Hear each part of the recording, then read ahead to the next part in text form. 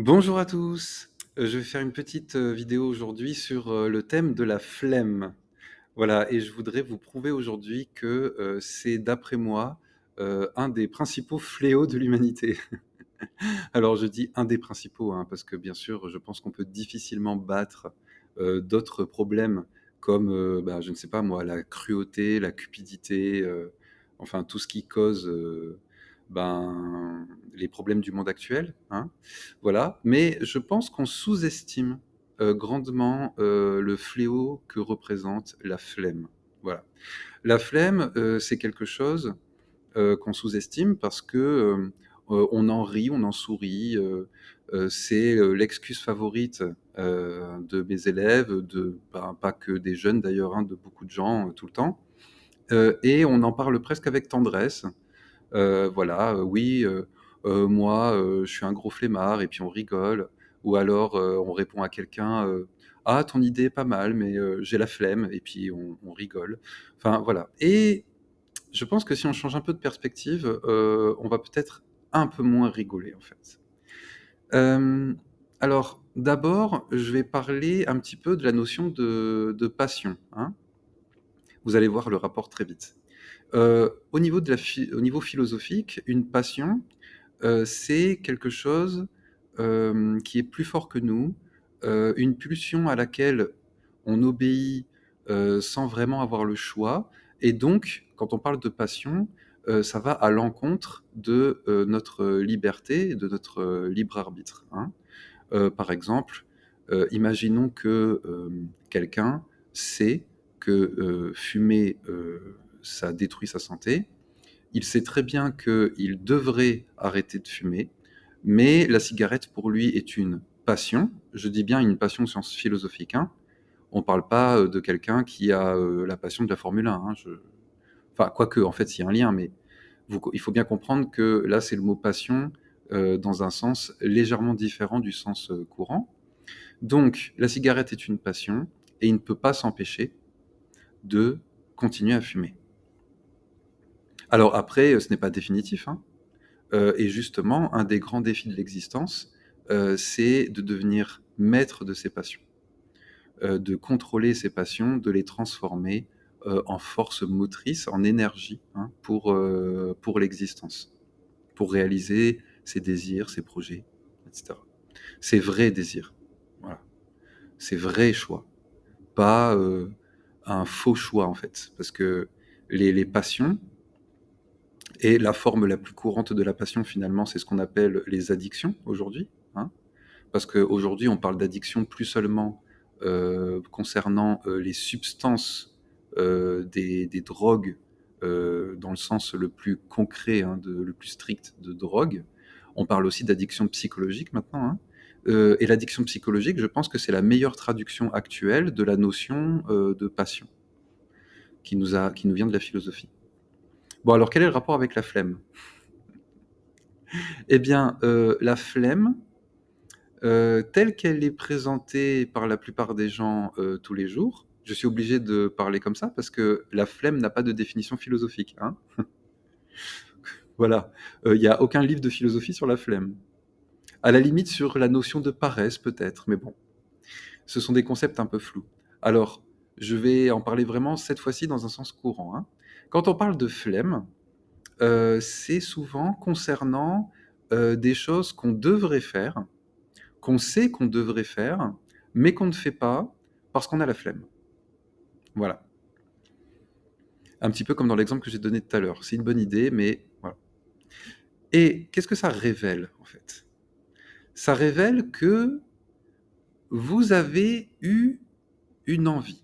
Vous avez eu un désir de, faire quelque chose d'utile, de faire quelque chose de nécessaire, de faire quelque chose d'obligatoire ou de faire quelque chose, de gentil, de serviable. Enfin, bref, vous avez eu envie de faire quelque chose pour telle ou telle, bonne raison, mmh et en fait, une fois que vous avez formé ce désir à l'intérieur de vous, il y a quelque chose que vous appelez la flemme et qui vous empêche de le faire et donc là, la flemme, Alors ce n'est pas une passion, la flemme, mais c'est la façon dont la passion se manifeste. Parce que pourquoi vous avez la flemme en fait? C'est une question, je pense, que personne ne se pose. D'où ça vient? Je pense que si je pose la question à la plupart des gens, ils vont me répondre parce que je suis fatigué de ma journée, parce que en ce moment je n'ai pas la tête à ça, ou je manque d'énergie, enfin voilà.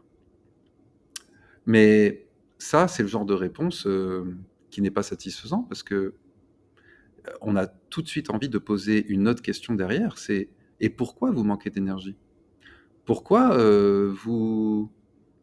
vous avez cette fatigue? Alors d'accord, la fatigue, ça existe.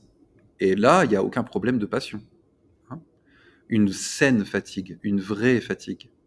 Une fatigue qui vient d'une journée vraiment chargée ou d'une pratique sportive vraiment intense. D'accord, cette fatigue-là, ok, elle existe. Mais est-ce que vous ne trouvez pas qu'il y a aussi une autre forme de fatigue?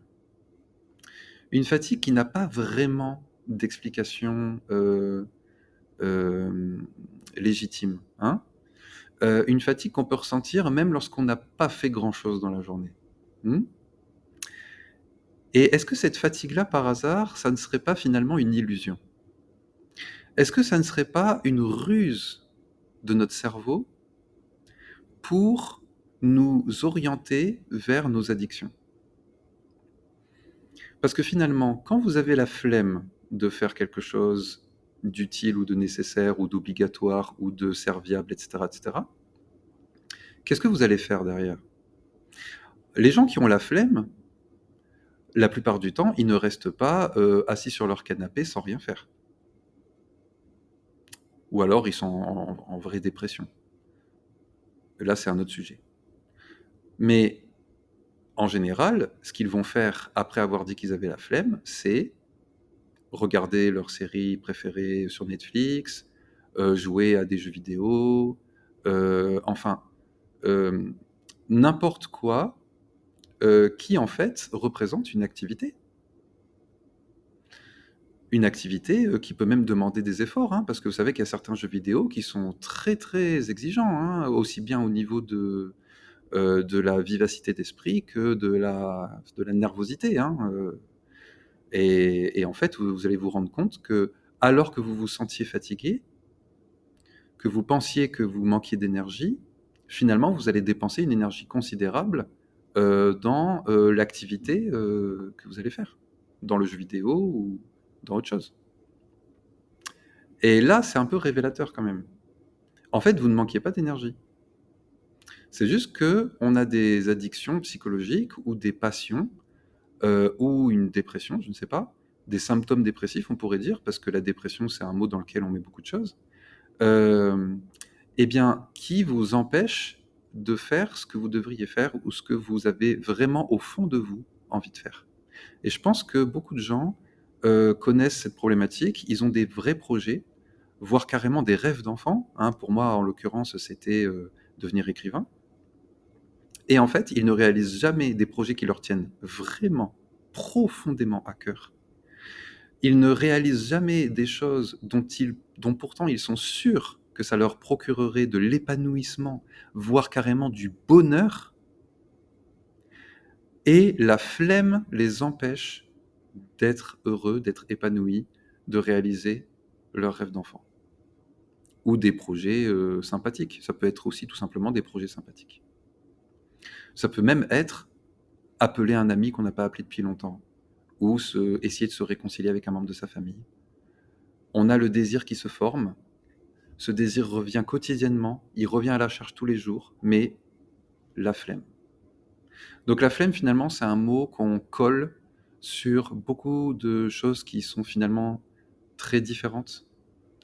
Je ne crois pas que ce soit un mot très précis, hein, par conséquent. C'est quelque chose qui tient à la fois de l'addiction, comme je disais, donc ruse du cerveau, hein, pour nous conserver dans nos refuges habituels, dans nos zones de confort habituelles, au détriment, encore une fois, de notre bonheur, hein, de notre liberté, parce qu'il ne faut pas oublier la liberté. La flemme est un des principaux ennemis de la liberté. Hein. Donc, où en étais-je? Ça peut représenter donc aussi... la flemme, c'est un mot qu'on peut aussi mettre sur nos peurs et nos angoisses. En fait, la flemme, c'est un mot qui cache tout ce qu'on ne veut pas voir en nous-mêmes. Et c'est pour ça peut-être qu'on l'aime tellement, ce mot. C'est pour ça qu'on en parle parfois avec tendresse. C'est parce que c'est un magnifique paravent. C'est un beau masque qui nous empêche, qui nous évite de faire notre introspection, qui nous évite de plonger en nous-mêmes. Voilà. C'est une réponse à toutes les questions auxquelles on n'a pas envie de répondre concernant pourquoi nous ne réalisons pas nos projets ou pourquoi nous ne prenons pas nos responsabilités ou nous ne faisons pas ce qui est obligatoire, par exemple des papiers administratifs. Hein. C'est une fausse réponse. Pourquoi? Parce que la flemme. Oui, mais pourquoi la flemme? Et est-ce que tu ne te porterais pas mieux sans cette flemme? Est-ce que tu ne serais pas, est-ce que ta vie ne serait pas 1000 fois meilleure si tu n'avais pas cette flemme? Et donc finalement, cette flemme, il faut la démasquer, il faut voir ce qu'il y a derrière, il faut faire son introspection, il faut s'analyser, il faut chercher avec ardeur d'où elle vient, il faut la faire disparaître de sa vie. On a toujours le droit d'être fatigué lorsque c'est de la vraie fatigue après, hein, bien sûr. Mais tant qu'on n'aura pas fait le discernement fin, subtil, entre la vraie fatigue et la fausse fatigue, je pense qu'on n'aura pas vraiment résolu un des gros problèmes de notre existence.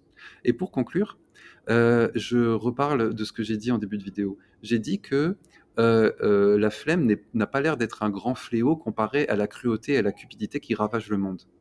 Oui, mais ceux qui ravagent vraiment le monde, eux, ils n'ont pas la flemme. Eux, c'est tous les jours, toute la journée qu'ils donnent libre cours à leur cupidité ou à leur cruauté. Et donc, pour les contrer, pour les empêcher d'agir, qu'est-ce qu'il faudrait?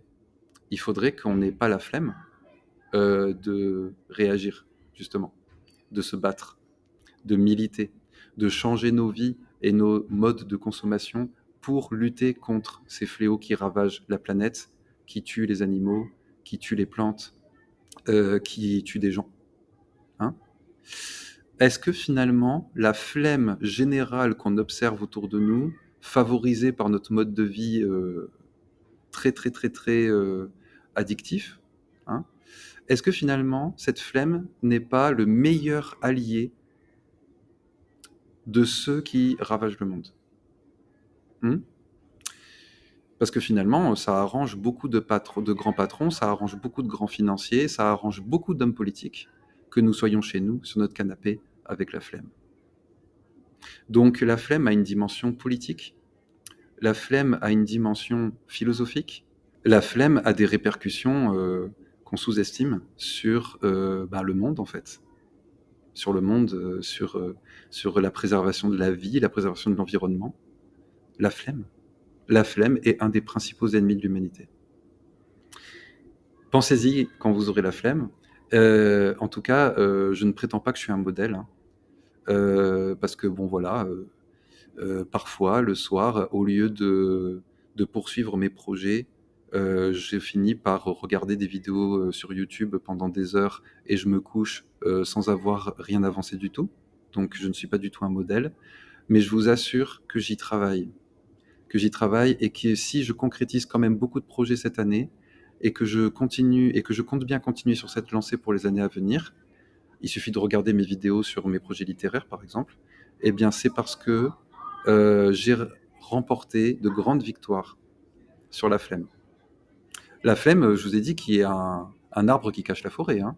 En fait, j'ai identifié ce qui était caché derrière et je me soigne. Je prends soin de mon énergie. Je prends soin de mes rêves. Je prends soin de ma liberté. Sur ce, bonne journée à vous. Et en attendant la prochaine vidéo, réfléchissons bien.